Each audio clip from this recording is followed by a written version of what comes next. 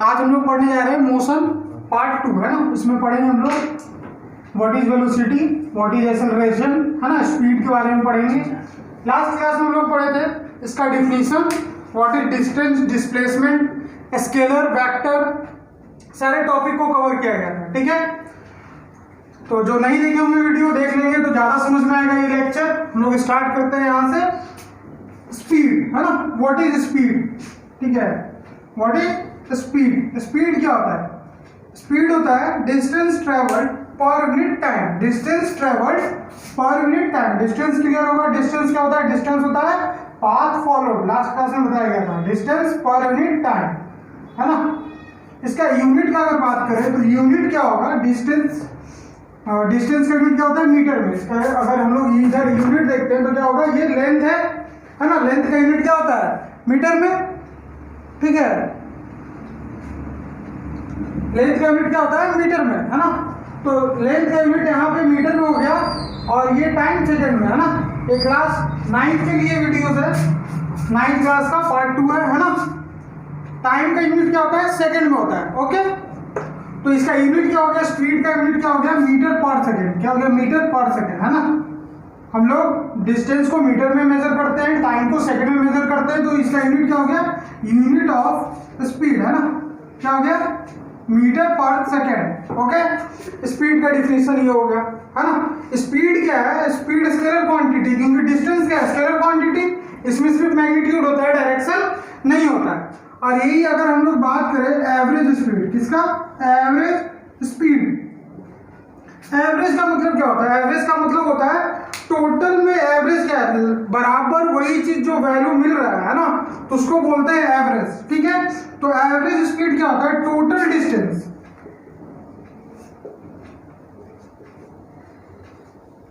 Total distance by total time taken. Total time taken, total time taken है ना। इसको क्या बोलते हैं हम लोग? इसको बोलते हैं एवरेज स्पीड। और इसका भी यूनिट क्या होगा? यूनिट क्या होगा? यूनिट ऑफ एवरेज स्पीड है ना।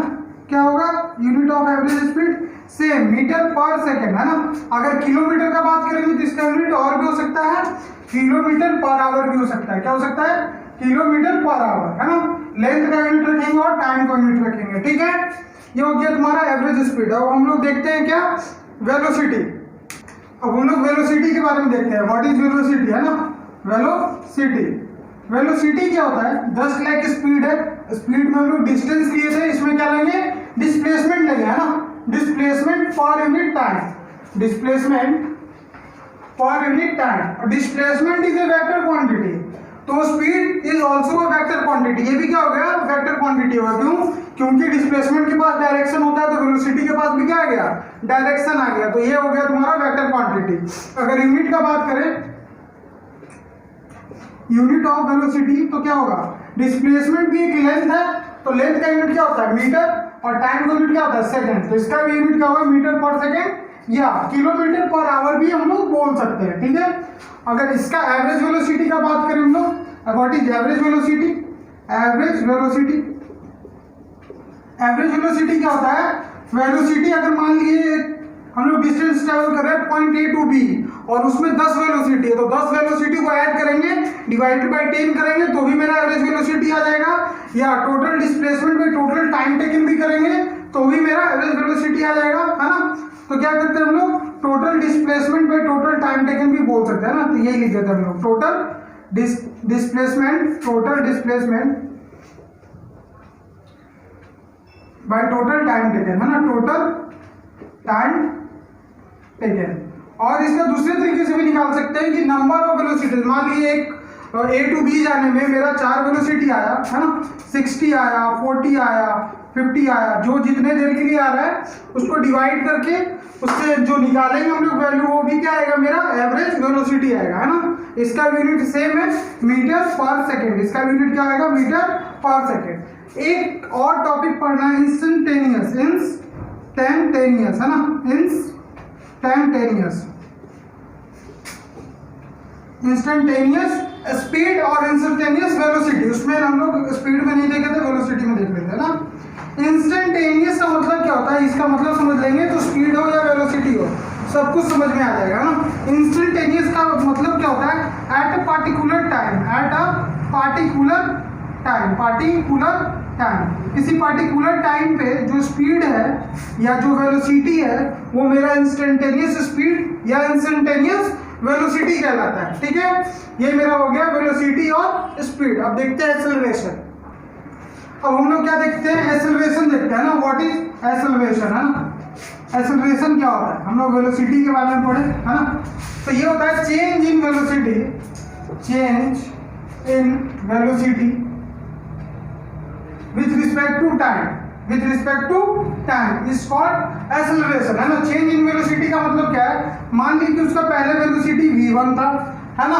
एक a पॉइंट पे उसका वेलोसिटी अगर v1 है और b पॉइंट पे वेलोसिटी v2 है, तो चेंज क्या होता है, v2 माइनस v1। चेंज हमेशा फाइनल में से इनिशियल को करता है, तो v2 minus v1 divided by time. इसी को क्या बोल रहे हैं हम लोग, इसी को बोल रहे हैं एक्सेलरेशन, है ना। तो वेलोसिटी का यूनिट क्या होता है, वेलोसिटी अगर यूनिट का बात करें हम लोग, यूनिट ऑफ एक्सेलरेशन, है ना।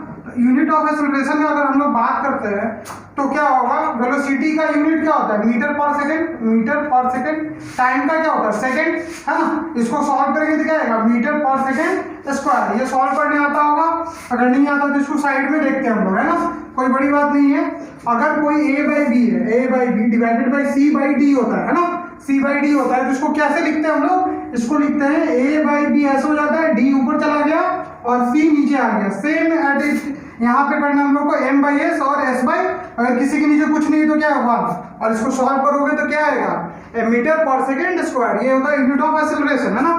तो एक्सेलरेशन में दो चीज होता है ना, यूनिफॉर्म एक्सेलरेशन भी पढ़ना है हम लोग को, नॉन यूनिफॉर्म एक्सेलरेशन भी पढ़ना है। तो what is uniform acceleration, uniform acceleration, है ना। यूनिफॉर्म एक्सेलरेशन क्या होता है, अगर change in velocity with respect to time हमेशा इक्वल आ रहा है, इक्वल इंटरवल ऑफ टाइम पे, तो उसको क्या कहते हैं, uniform acceleration. If change in, या हम लोग बोल सकते हैं velocity with respect to time बोलने की जगह पे हम लोग बोल सकते हैं इफ एक्सेलरेशन इज इक्वल, है ना। If acceleration is equal, if acceleration, if acceleration is equal, है ना, at equal interval of time, equal interval of time, है ना। इक्वल इंटरवल ऑफ टाइम पे अगर एक्सेलरेशन इक्वल आ गया हम लोग का, तो क्या है, उसको कहेंगे हम लोग एक्सेलरेशन यूनिफॉर्म, है ना, यूनिफॉर्म एक्सेलरेशन। और अगर अनइक्वल आया तो नॉन यूनिफॉर्म एक्सेलरेशन, है ना। अगर इक्वल इंटरवल टाइम पे अनइक्वल एक्सेलरेशन आ रहा है तो नॉन यूनिफॉर्म एक्सेलरेशन। इसी चीज में एक चीज और देखना है, अगर पॉजिटिव आ रहा है, एक्सेलरेशन का वैल्यू क्या आ रहा है, एक्सेलरेशन का वैल्यू अगर पॉजिटिव आ रहा है तो एक्सेलरेशन क्या है नहीं, एक्सेलरेशन का वैल्यू अगर निगेटिव आ रहा है तो उसको क्या बोलते हैं, डी एक्सेलरेशन। क्या बोलते हैं, डी एक्सेलरेशन, है ना, एक्सेलरेशन। ठीक है, क्योंकि वो निगेटिव हो रहा है तो धीरे धीरे क्या हो जाता है, जीरो हो जाता है, इसीलिए डी एक्सेलरेशन। निगेटिव ना बोल के डी एक्सेलरेशन भी बोल सकता है। ठीक है, अब हम लोग आगे देखेंगे नेक्स्ट क्लास में इस पे न्यूमेरिकल और मोशन का इक्वेशन। Okay, thank you.